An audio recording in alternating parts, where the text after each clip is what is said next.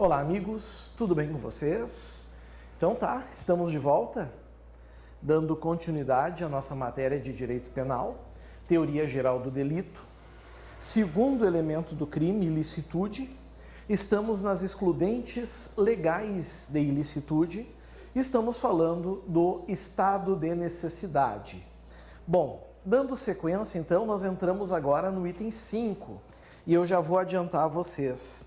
O item 5 é o item mais importante, certo? Ao todo, são 13 itens do estado de necessidade. 13.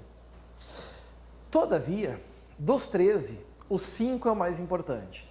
Então, vamos lá. 5.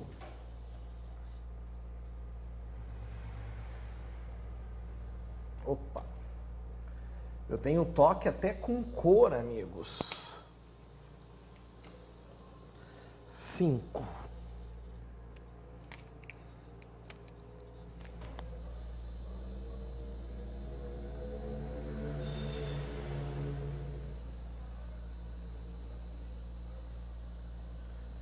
Requisitos. Primeiro nós vamos fazer uma divisão básica aqui, tá? Que divisão nós vamos fazer? Requisitos.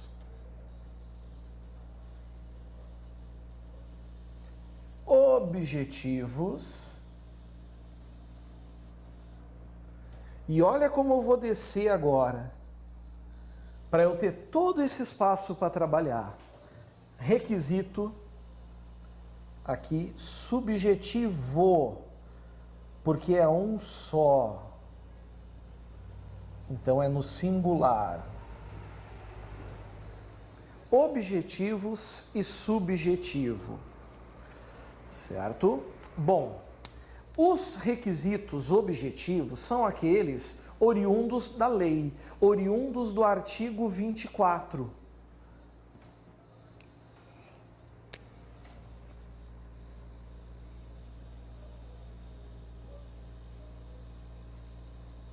Nós vamos tirar eles do artigo 24, certo? E nós vamos ainda fazer uma divisão aqui. Nós vamos dividir assim, ó.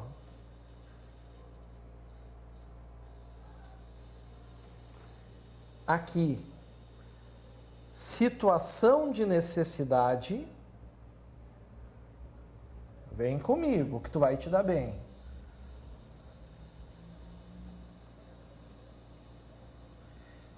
Em relação ao fato necessitado.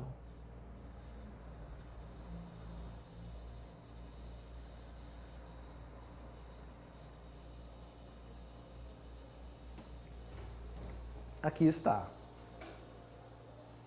Certinho? Tranquilinho? Brilhou? Muito bem. Situação de necessidade. Em relação da situação, a gente começa na letra A. O chamado perigo atual. Senhores, o que é perigo atual? Se vocês pegarem o artigo 24 do Código Penal, vai estar escrito exatamente isso aí, né? Considera-se em estado de necessidade quem, para salvaguardar de perigo atual. Perigo atual é aquele perigo que está acontecendo naquele momento, certo? É o perigo que está ocorrendo. É muito importante que os senhores cuidem esse requisito em prova. Por quê? Em primeiro lugar, porque pode vir em prova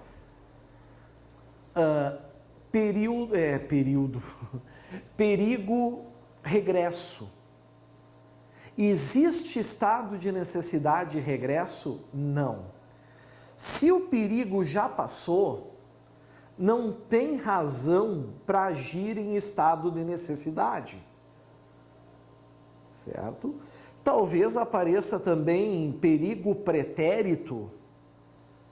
Não. Certo? Não rola. O perigo tem que ser atual, ele tem que estar acontecendo. O que gera polêmica, e isso os senhores precisam cuidar, é a questão da iminência.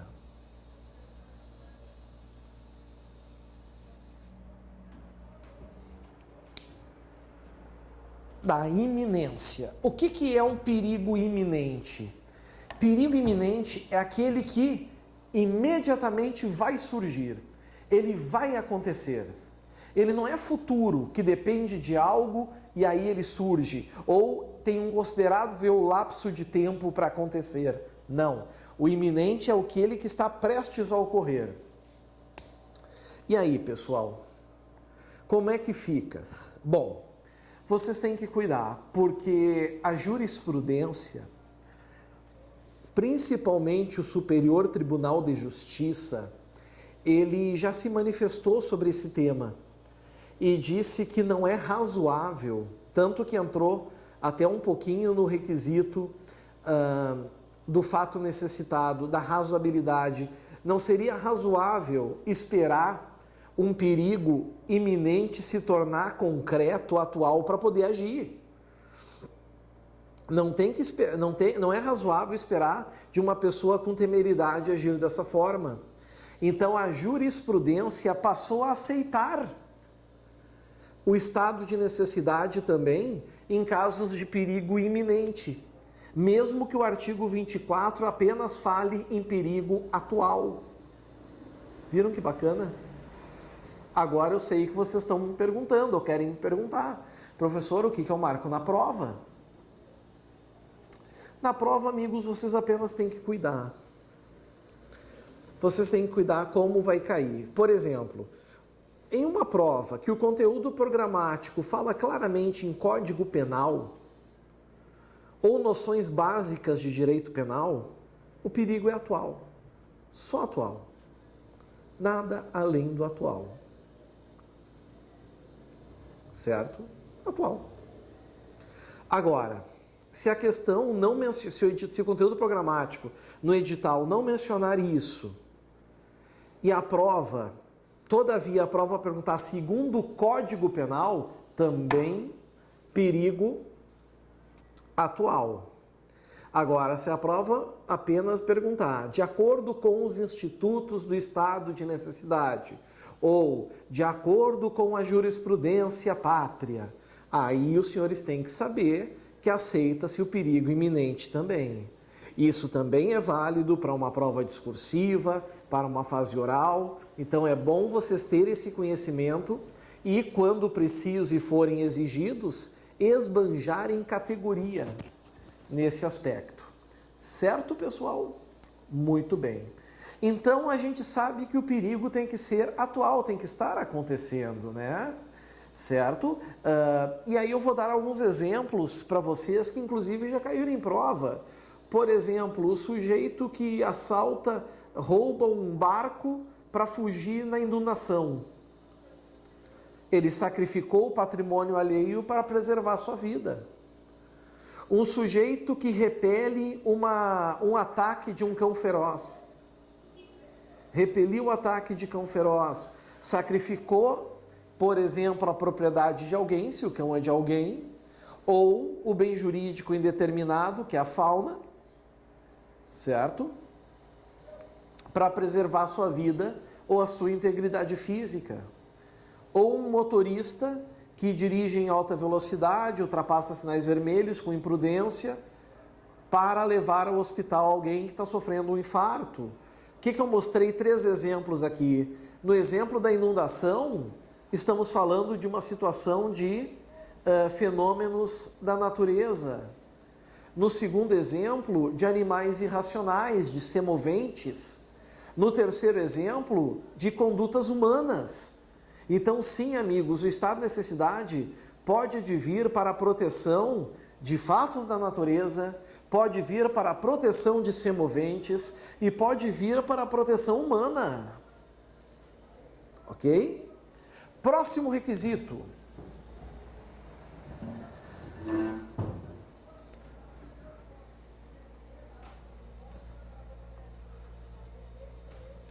Letra B.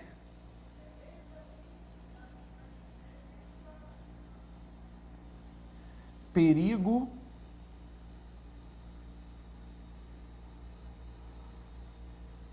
não provocado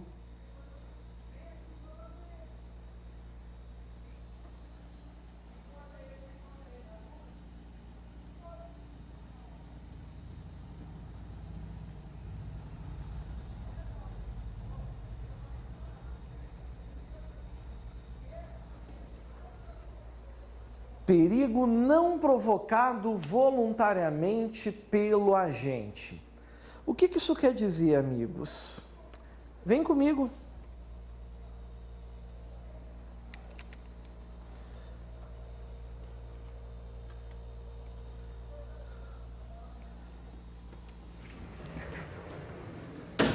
Artigo 24.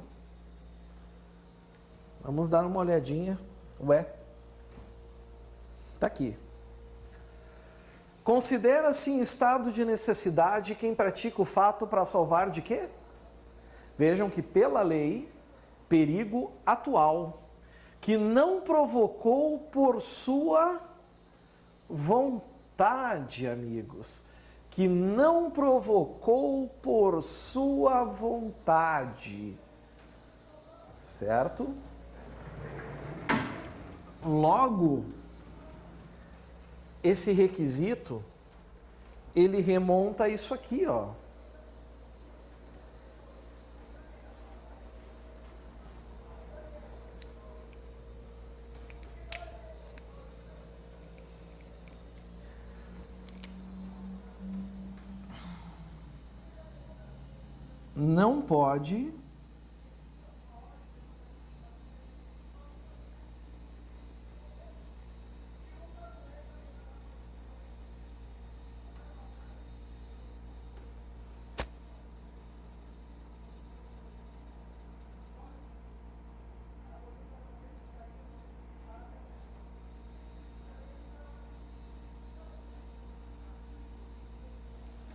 Não pode ter dado causa à situação de perigo. E agora nós vamos conversar. Parece lógico, concordam comigo? É lógico. Se o indivíduo deu causa à situação de perigo, é evidente que ele não poderia agir em estado de necessidade. Vamos imaginar o seguinte exemplo, tá? Vamos imaginar que o indivíduo está aborrecido com a patroa, com a esposa. E ele está aborrecido com a esposa porque, com o tempo, o relacionamento começou a se desgastar. E ela anda implicando com ele por bobagens. Só porque o indivíduo sai na sexta e volta na terça, porque aparece com manchas de batom, porque tem mensagens suspeitas no WhatsApp. E ele está ali refletindo, chateado, relacionamento de anos e não está mais dando certo. Então ele pensa, o que eu podia fazer para resolver? Eu podia dar bombons, mas ela vai ficar mais gorda ainda. Eu podia dar flores, mas é muito caro, R$40. Eu vou matar ela. Daí a decisão, decidiu matar a esposa. Mas ele andou tendo umas aulas de direito penal. Então ele resolveu planejar o fato de maneira que fosse perfeito. O que ele faz? Ele chega em casa, chega para a esposa e diz para ela, meu amor, eu tenho agido errado com você ultimamente, mas eu estou muito arrependido. E para provar o meu arrependimento, eu eu estou te convidando para a gente fazer um passeio romântico de bote pelo rio Tietê.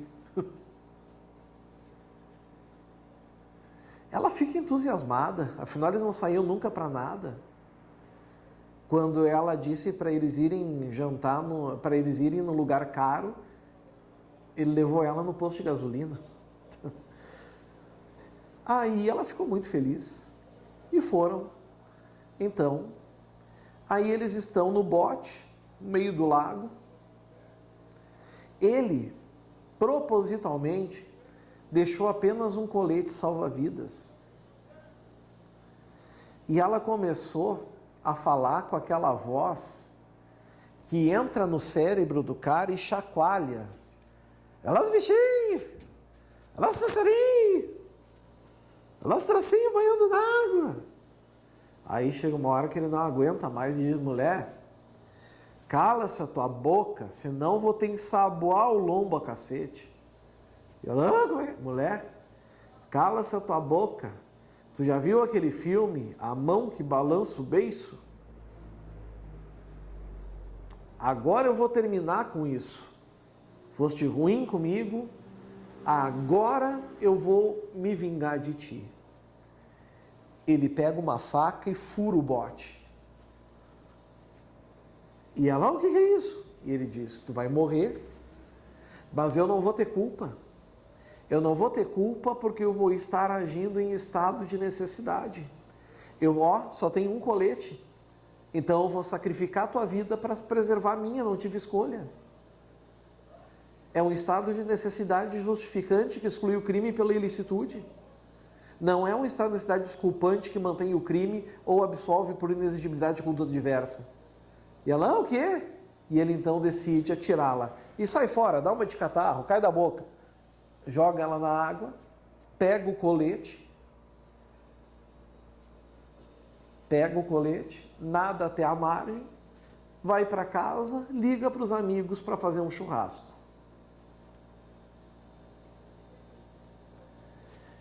Como é que esse sujeito vai poder alegar estado de necessidade?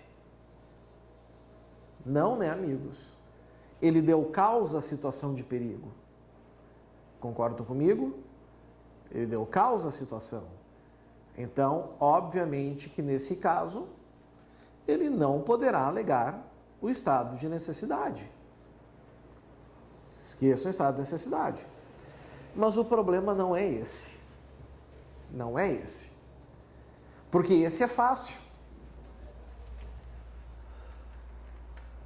Voluntariamente aqui, a gente sabe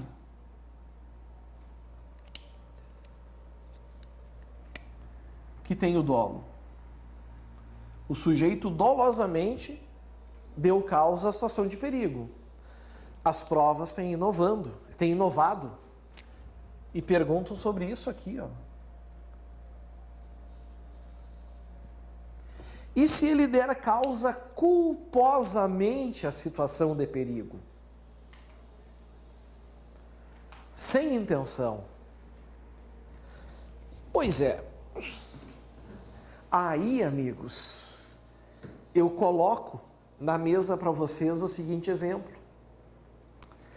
Vocês imaginem, tá? Imaginem que vocês tenham passado, logrado êxito no certame. Passaram no concurso e se classificaram muito bem e decidem comemorar. E para comemorar, vocês decidem ir conhecer o maior rio brasileiro. Vocês sabem qual é o maior rio brasileiro? Eu pergunto isso nas aulas presenciais. Os alunos costumam dizer que é o rio Amazonas. E erram, né? Porque o maior rio brasileiro é o Rio São Francisco. Mas, professor, o Amazonas não é maior que o São Francisco? É, claro que é. Tanto em extensão quanto em volume d'água. O problema é que o Amazonas não é um rio brasileiro. Para ser brasileiro, ele tem que nascer no Brasil. O rio Amazonas nasce no Peru. Então, ele não é brasileiro. São Francisco nasce no Brasil. E isso acaba matando alguns mitos, algumas teses que a gente tem, né? Que o Amazonas, por exemplo, é um rio, é um rio brasileiro e não é. Tem outros mitos, né? Tem gente que pensa que o macarrão é italiano, quando na verdade o macarrão é chinês.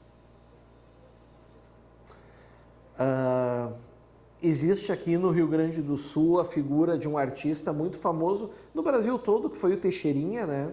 E muita gente pensa que o Teixeirinha é da cidade de Passo Fundo, porque lá ele foi enterrado e também canta aquela música, quem é gaúcho conhece, eu sou gaúcho lá de Passo Fundo, e ele é de Rolante, né? Vejam vocês.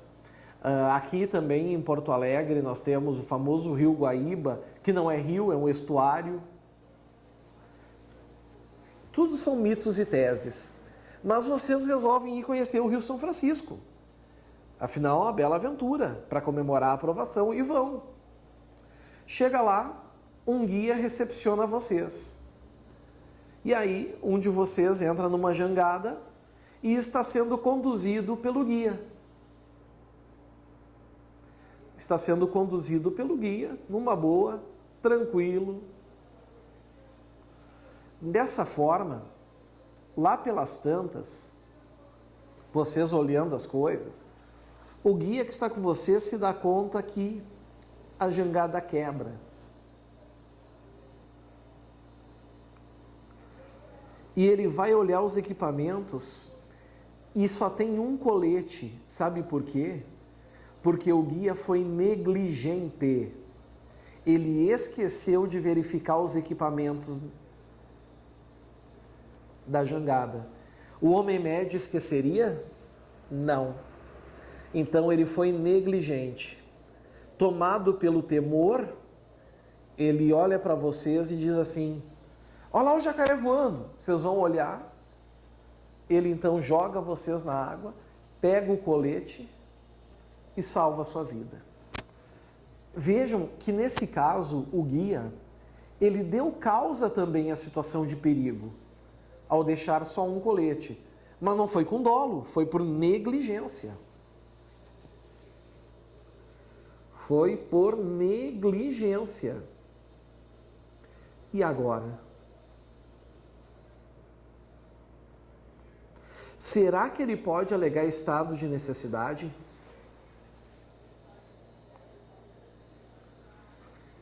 Pois é. Se é dolo, não tem discussão. Se é dolo, ele não pode alegar. Culpa é um problema, porque o artigo 24 diz que não o provocou por sua vontade.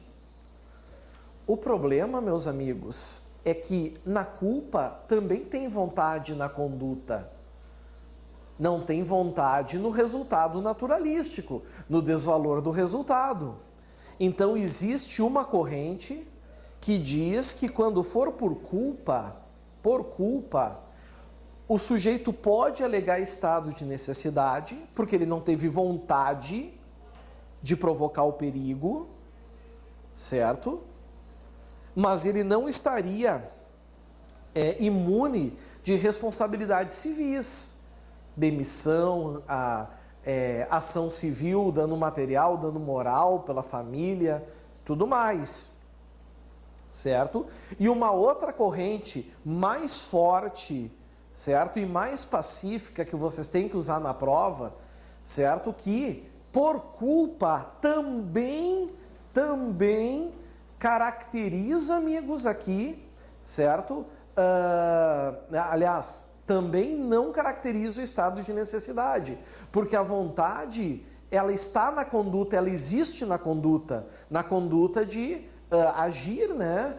Estar na jangada, só não está no resultado. E a gente tem que conjugar com outro artigo.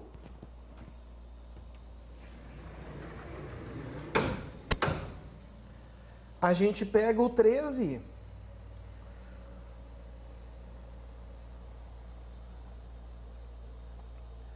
Artigo 13, parágrafo 2º, relevância da omissão. A omissão é penalmente relevante quando o omitente devia e podia agir para evitar o resultado. O que eu fiz? O dever de agir incumbe a quem? Com o seu comportamento anterior, criou o risco da ocorrência do resultado. O comportamento anterior do guia não criou o risco do resultado que aconteceu? Criou. Então a gente não poderia ter um antagonismo aqui. Se é que vocês me entendem, nós não podemos ter uma conduta antagônica, uma proibindo e a outra permitindo. Então, cuidado, o que vocês têm que marcar em prova? O sujeito que der causa ao perigo, seja por dolo, seja por culpa, ele não pode, não será estado de necessidade, ele não pode ter provocado o perigo. Certo? Seguindo.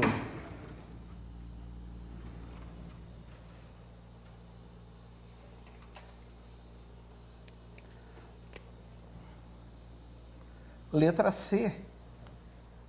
Letra C, ameaça.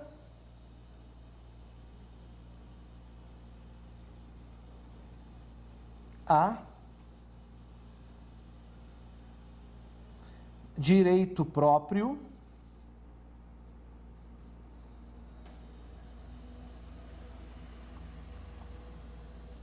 Ou alheio. Ameaça a direito próprio ou alheio. Aqui, amigos, a gente tem que cuidar. Por quê? Porque a gente tem que trocar a bateria. Eu vou dar uma relaxada agora, vamos tomar um cafezinho, no próximo vídeo estamos de volta. Rapidinho, até mais.